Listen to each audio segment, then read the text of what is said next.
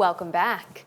Our final current weather shot of the week comes from the Mississippi, looking over at Lock and Dam 15, and this kind of doesn't tell the full picture of how breezy it is outside right now. Yeah, it's quite breezy, and it's going to be certainly in our forecast, especially going into about Sunday and through the first half of next week as well. There's going to be some wind. One may be a little warm wind, but number of days, we're going to get some chilly winds out of this. Oof. That's for sure. We got sweater, is that how you call it? Yeah, good job. Back in the forecast, maybe, certainly going into next week. Let's talk about the warm temperatures that we're dealing with across eastern Iowa and northwestern Illinois. Nice numbers, upper 70s, but plenty of lower 80s that we see from Savannah, Maquoketa, down southward as you make your way through the Quad Cities. 82 over in Iowa City and Tipton, and about 81 degrees in Mount Pleasant as well as over in Keokuk.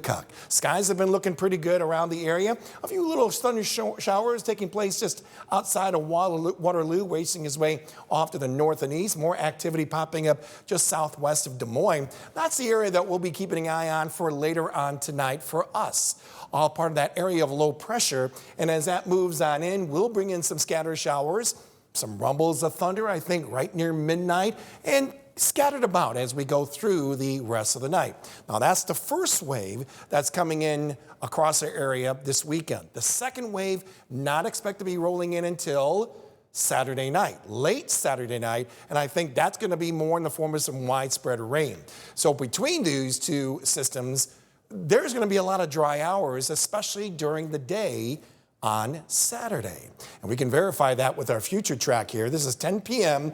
and any activity that we do see will be mainly off to our north and west. And that's why all those high school football games this evening should be nice and dry, a little breezy out there. But as you can see, as we make our way around midnight and thereafter, here comes some of those scattered showers, a few thunder showers mixed in as well. We'll expect that to be slowly coming to an end before daybreak tomorrow morning. And by then, we're looking at temperatures to be very much on the mild side. Numbers a good 20 degrees above norm with overnight lows in the lower 60s. We'll go about 63 for the low in the Quad Cities. Then as we make our way throughout our Saturday, any outdoor plans you have actually are going to be looking pretty good.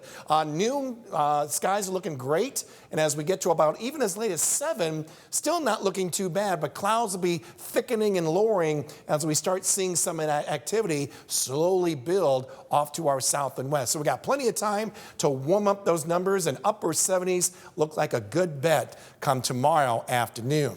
After that, here comes that coverage. Widespread rain developing around here right around 10, 11 o'clock tomorrow night. And that will just continue on, a steady rain as we get to about daybreak tomorrow. Last of the raindrops push off going throughout the rest of our Sunday morning, and then skies will clear, and then a brisk northwest wind will really keep those temperatures in check to end this weekend. How much rainfall we could potentially see? Well, right now I think it's going to be looking pretty good. I think where numbers could range as low as over 1/4 inch of rain, but maybe as high as 1.5 inches of rain. And that will be a nice sight to see given how dry it has been of late. Let's take a look at that 8-day tracker, and look how cool it's going to be on Sunday, 62. With that wind that may be gusting close to 40 miles an hour, it's going to feel more like in the 50s on Sunday. A little break as we hit to Monday, and then more of that wind comes in on Tuesday. We're not going to get those temperatures out of the 50s for daytime highs, and that may lead, Shelby, to possibly some frost as we get to about Wednesday morning, especially for rural areas more north and west of the Quad Cities. It's a trend. That's something we'll be keeping an eye on for sure. Wonderful. Thanks, James.